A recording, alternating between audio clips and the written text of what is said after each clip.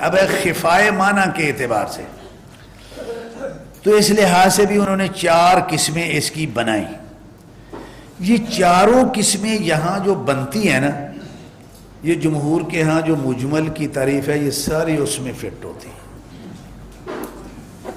یہ چاروں صورتیں وہیں پہ جا کے فٹ ہو جاتی. انہوں نے کیا کیا،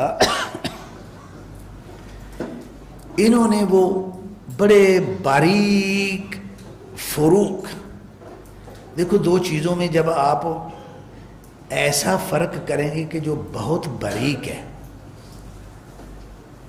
تو وہ فرق جس کو اچھی طرح نظر تیز ہوگی، نظر آ جائے گا تو وہ فرق کر لے گا. جس کو وہ فرق نظر نہیں آئے گا اس کو سمجھا کے آپ کھپ جائیں تو وہ 2 چیزیں اس کو الگ الگ نظر آنے والی، کیونکہ آپ نے 2 ہم جنس ہم مثل جو چیزیں ہیں نا، بڑے دقیق پوائنٹ پہ آپ اس میں بڑی باریک لکیر کے ساتھ آپ فرق کر رہے ہیں. اس کو یہ آپ نے صف بندی کے لیے لکیریں لگائی ہوئی ہیں، موٹی ہیں، دور سے نظر آ جاتی ہیں، آپ آرام سے صف بنا لیتے ہیں.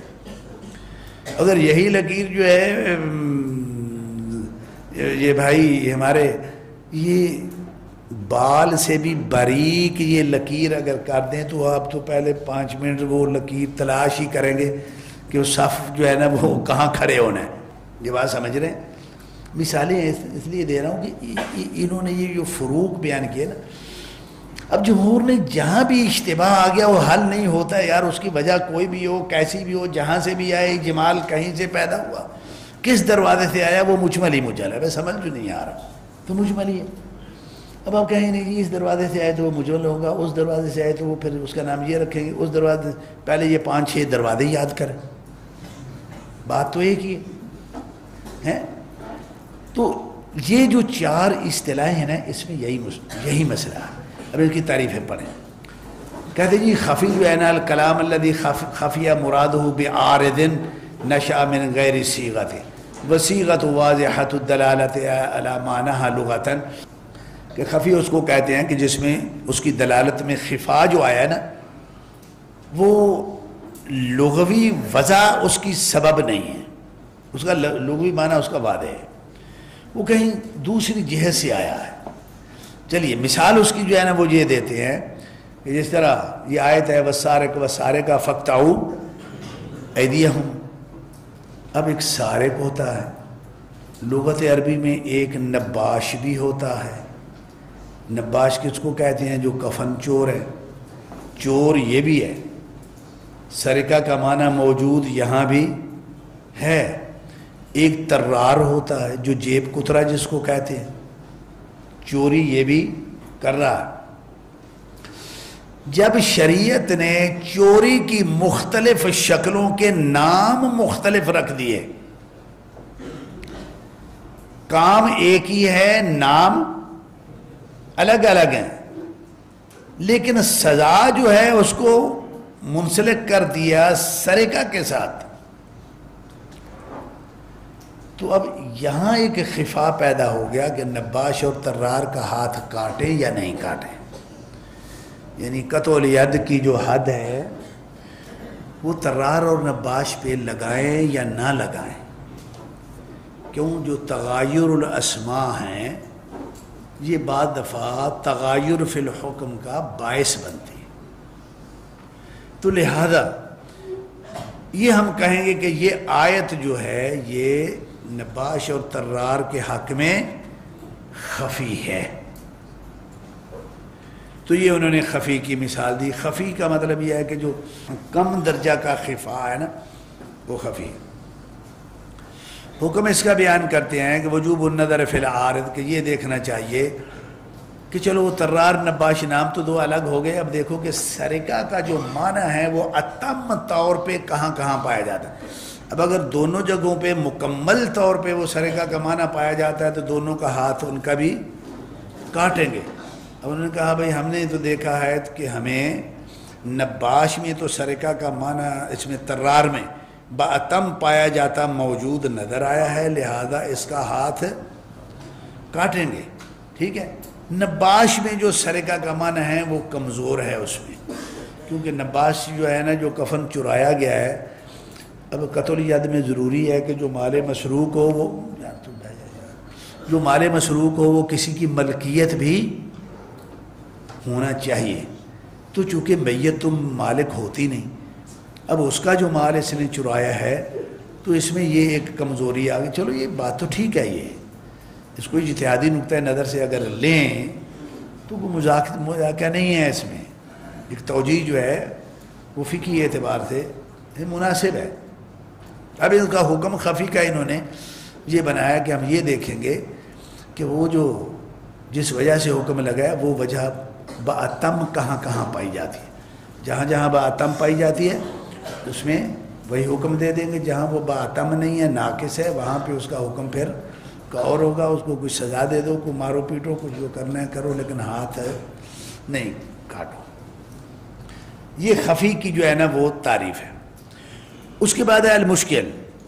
اس کو المشکل پڑھنا ہے اشکلا سے. اشکل علی کذا دخل الامر فی اشکال کثیرہ، کہ ایک معاملہ کئی شکلوں میں سامنے آ گیا تو میں اب حیران ہو گیا ہوں کہ اس کی اصل شکل کون سی ہے. اس کو اشکال بھی کہتے ہیں، مشکل کہنا ہے. وہ کیا ہے؟ انہو اسم لکلام، ایسی کلام کا نام ہے یحتمل المعانی المتعددہ جس میں کئی معنی کا احتمال ہے، والمراد منہا واحد، لیکن مراد ایک معنی ہے. الا انہو بسبب کثرت المعانی صار محتاجا الی الطلب والتعمل کالمشترک، لیکن چونکہ وہ کئی شکلیں اختیار کر گیا لہذا جس طرح مشترک میں دلیل کی محتاجی تھی کہ ایک معنی کا تعین کرنے کے لیے، یہاں بھی وہ محتاجی آ گئی. ٹھیک ہے. اب ہمارا یہ سوال ہے کہ پھر مشکل میں اور مشترک میں فرق کیا کریں گے آپ؟ اصطلاحی کیا فرق کریں گے آپ؟ پھر وہ نہیں بنتا. جو فرق یہ بیان کرتے ہیں وہ کوئی اتنی بڑی کوئی واضح سبب نہیں ہے کہ فرق کریں. اب اسی میں خود بھی بلکہ کئی علماء نے جو ہے نا وہ ان کی کہا ہو یار یہ دونوں جو ہے نا یہ بڑے عجیب ہیں. پھر اس کی ایک آدھ مثال کے علاوہ اور کوئی بنتی نہیں ہے. تو بہرحال ان ساری اصطلاحوں کو ہمارے خیال میں یعنی کئی اصطلاحیں ہیں کہ جن میں اسراف کر کے ان کی گنتی بڑھائی گئی ہے. اب یہ مشکل انہوں نے جو کہا، جو مجمل کہا، پیچھے مشترک جو ہے نا وہ کہا، حقیقت میں یہ ایک ہی بنتے ہیں. اب مشکل میں اور مجمل میں دیکھو تعریفیں ایک ہی ہوں گی، لیکن یہ فرق کیا کریں گے؟ یہاں کیا فرق ہے؟ حکم کیا ہے؟ کہتے ہیں یجب الاعتقاد بقونہ حقا فیما ارید منہ من الحکم. یہ تو عقیدہ رکھنا چاہیے کہ اس کا ایک حکم ہے یا ایک معنی ہے. پھر جو ہے وہ ایک دلیل طلب کرنی چاہیے تاکہ اس کا معنی جو ہے نا وہ واضح ہو سکے. یہی کچھ حقیقتاً آپ کیا کریں گے؟ مجمل میں بھی کریں گے. اب مجمل میں اور مشترک میں یہ فرق اس بنیاد پہ کرتے ہیں کہ جو مجمل کا بیان ہے نا وہ مجمل کے بغیر، مجمل اگر اس کو بیان نہ کرے تو اس کا بیان واضح نہیں ہوتا. اجمال رفع میاں مشکل میں جو اجمال آیا ہے کیا وہ کسی اور نے کرنا ہے اس کا ازالہ؟ شرعی نصوص میں تو جس نے مجمل کا جو ہے وہ ازالہ کرنا ہے اجمال کا، اسی نے ہی جس کو آپ مشکل کہہ رہے ہیں اس نے کرنا ہے. تو اب فرق کس فرق پہ آپ کتنے بھاری وزنی فرق سے آپ فرق کر رہے ہیں؟ تو یہ ان میں ایک اسراف فی الاصطلاح سمجھ لیں کہ وہ پھر ساری الجھ جاتی ہیں. تو مجمل کیا ہے؟ ما اجتمعت فیہ المعانی فاشتبہ المراد من النص اشتباہا لا یدرک الا ببیان من المجمل، کہ مجمل کے بغیر اس کا بیان ممکن نہیں ہے. تو مشکل میں ممکن ہے، وہ مشکل میں بھی نص اسی کی ہے، مجمل میں بھی اسی کی ہے. یا وہ قرآنی نص ہوگی یا حدیثی نص ہوگی، مصدر تو ایک ہی ہے اس نص کا بھی اور اس نص کا بھی. یہ انہوں بزرگوں نے فرما دیا. کل کلمات شرعیہ آگے مثال یہ دے دیتے ہیں، الصلاۃ والزکاۃ والحج والصوم ونحوها فإنها كانت مجملة المراد إلى أن بينها رسول الله صلی اللہ علیہ وسلم بقوله وفعله حكمه والتوقف إلى أن يتبين المراد منه ببيان من المجمل. یہ فرق ہے کہ یہ مجمل ہی اس کا بیان کرے گا تو ہوگا، تو مشکل کا کون کرے گا بیان؟ اس کا بیان کہاں سے لائیں گے ہم؟ وہ بھی تو جو جس کی وجہ جس کی نص ہے اسی سے ہی قرائن لے کے کچھ اس کا بھی ازالہ کرنا پڑے گا نا، اور کیا کریں گے؟ تو یہ یعنی بڑی کمزور پوائنٹ پہ جو ہے نا یہ ساری فروق ہیں، جس کی وجہ سے یہ اصطلاحیں جو ہیں وہ کافی الجھ جاتی ہیں. تداخل آ گیا نا کہ یہی ہم فرق نہ کر سکیں یار یہ دو ہیں یا دو ایک ہیں، اسی الجھن میں ہی پھنسے رہیں تو تطبیق کیسے کریں گے جا کے ہم اس کو؟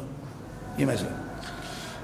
تو متشابہ کے بارے میں جو تعریف ہے ان کی وہ یہ ہے کہ متشابہ اس کلام کو کہتے ہیں کہ جس کا معنی نامعلوم ہے اور نامعلوم ہو سکتا ہی ہے،